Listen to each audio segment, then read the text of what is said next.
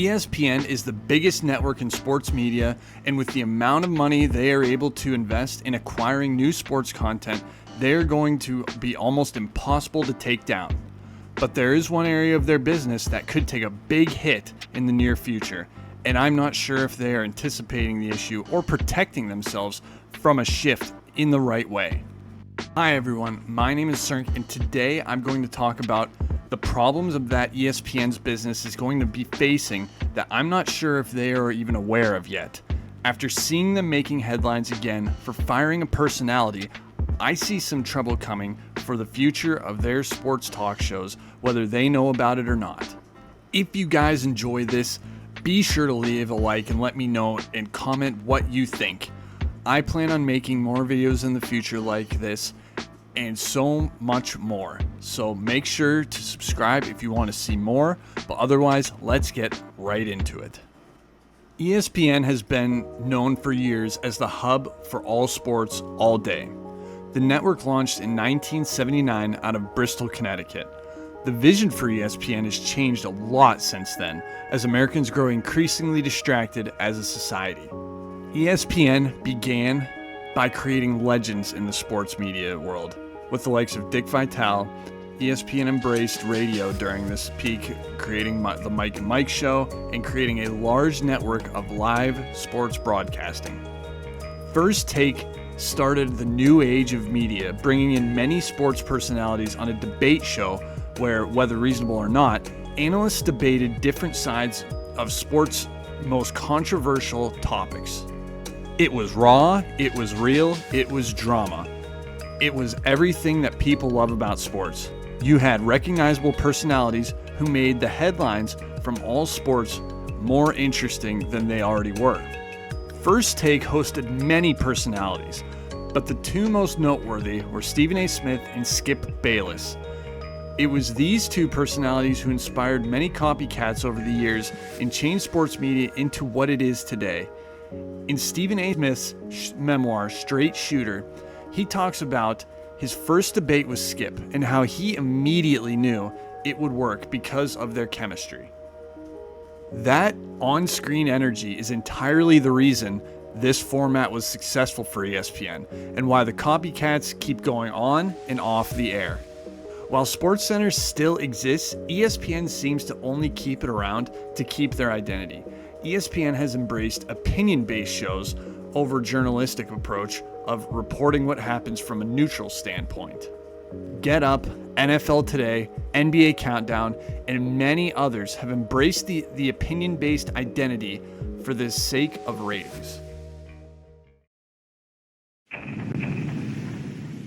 Is going. The City of Angels, Hollywood, just should be celebrated. Throw a parade already, whether you win a championship or not. This man was a bona fide scrub. He can't play. No disrespect whatsoever, but I'm sorry to tell everybody the truth. The man cannot play the game of basketball. Now, going back to First Take, this show took on a lot of different faces after Skip Bayless' departure from ESPN. But the show has since been unable to create the same magic that the two had of Stephen A. and Skip Bayless. ESPN had their first taste of an opinion-based star on their network leave when Skip Bayless departed from First Take. ESPN tried to replace Bayless with Max Kellerman and have the show go on as planned. Line, one shot, who would you rather have taking it, Iggy or Curry? Of everyone on Golden State, open shot, fate of the universe on the line, or the Martians have the death beam pointed at Earth, you better hit it. I want Iguodala. Iguodala's. Stephen A. Smith describes in his memoir that he and Max did not have the same on-screen chemistry, which eventually led to Max being removed from First Take. ESPN learned they couldn't just replace one personality with another and get the same result because of the identity First Take made for itself.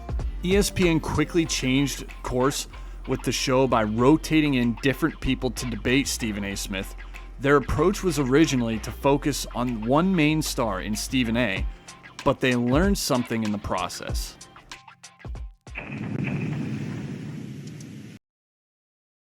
Bringing in athletes to debate on the show allowed the new personalities to do what they had done for their entire career, which was focus on their area of expertise. Athletes became instant hits on shows like First Take because they had already made a name for themselves, and they were able to tell stories of their playing careers that journalists otherwise wouldn't be able to talk about. Retired athletes have always been a part of sports media, but as the relationship between athletes in sports media and ratings became obvious, ESPN and their competitors leaned into featuring former athletes over journalists. Now, that isn't to say these athletes have no journalistic skills. There needs to be a charismatic quality about these personalities if they want to succeed. The payoff to finding people like this is you can move a personality from program to program and drive ratings up without needing to take chances on new hires or add more people to payroll. Now, it's important to know that ESPN was bought by Disney in 1996, and as the company has grown, they have cared more and more about their image and who represents Disney. This is where Disney has been in a bit of a crossroads when it comes to their vision for ESPN. See, one thing that historically has been true with professional athletes is that they have had some questionable pasts and can develop questionable habits. Athletes are thrown a lot of money at a young age and immediately have a spotlight on them, which we know many athletes struggle to deal with this. We see many athletes who are never able to mature or learn how to act correctly as a result, which leads to cases of domestic abuse, recklessness, and just overall irresponsible decision making.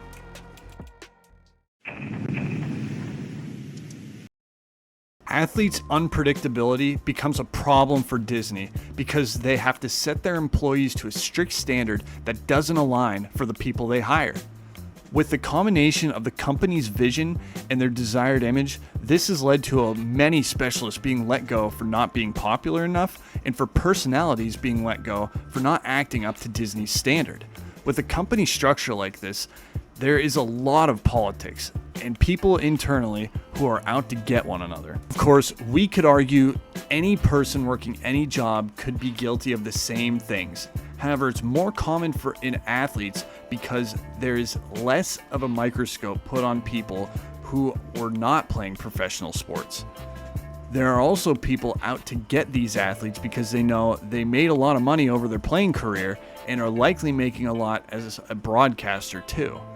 Because ESPN embraced the shift to athletes and also shifted their payroll investment into a smaller number of personalities, when they have to let go of a popular face, it hurts the network more than before.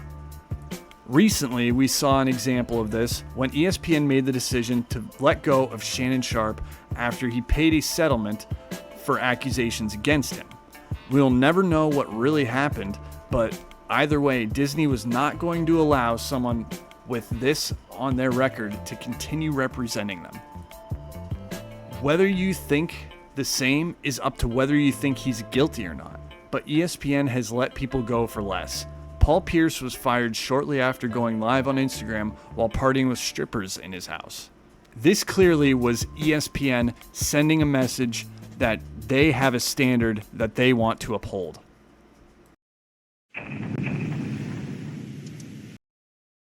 Now, getting back to Shannon Sharpe, ESPN is likely feeling some pressure now as Shannon was by far their second most popular figure behind Stephen A. Shannon could have been a partial replacement for Stephen A. when he decides that he wants to retire.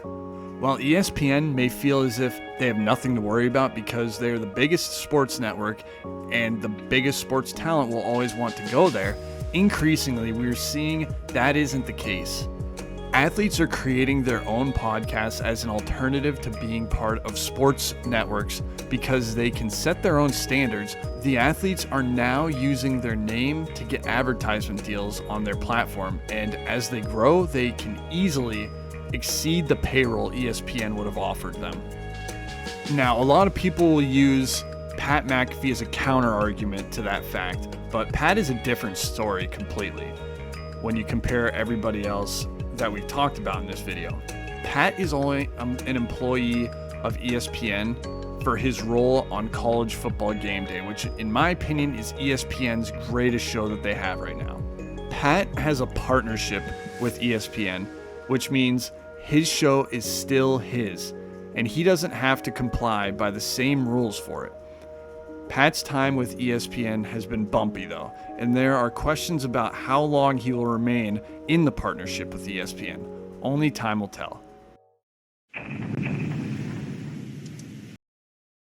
In the meantime, the competition is facing the reality of athletes shifting back to podcasting and focusing on their own content, and the competitors are promoting journalists again, like we see with FS1.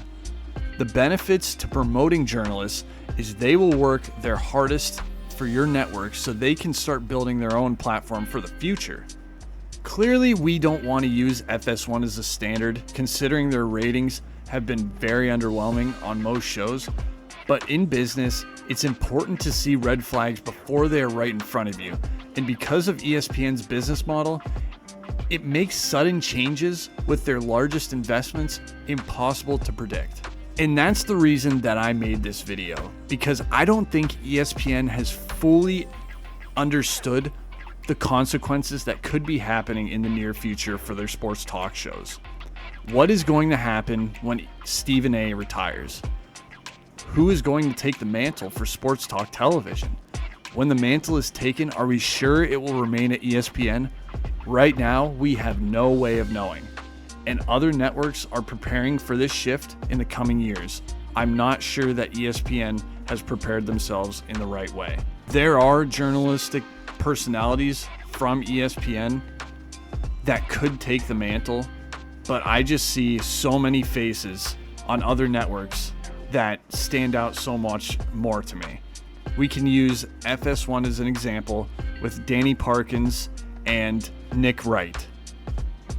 While these two might not be the most popular faces, look at Stephen A. Smith. He definitely hasn't been the most popular when it comes to his opinions, but in terms of his promotion and how much the network values him, that was the reason that he was able to ascend the way that he did. And I think FS1 is pouring resources into these two new faces to try to take over the mantle once the top personality ends up retiring. That's all for today. I want to thank you guys so much for watching. Now keep in mind, this is just my personal projection that I wanted to start a discussion with because we all love these faces in sports talk so much. So let me know in the comments what your thoughts are and if you think there is anything holding ESPN Sports Talk back for the future. Thank you guys again for watching. Be sure to let me know if you like this type of content, and I'll catch you in the next one.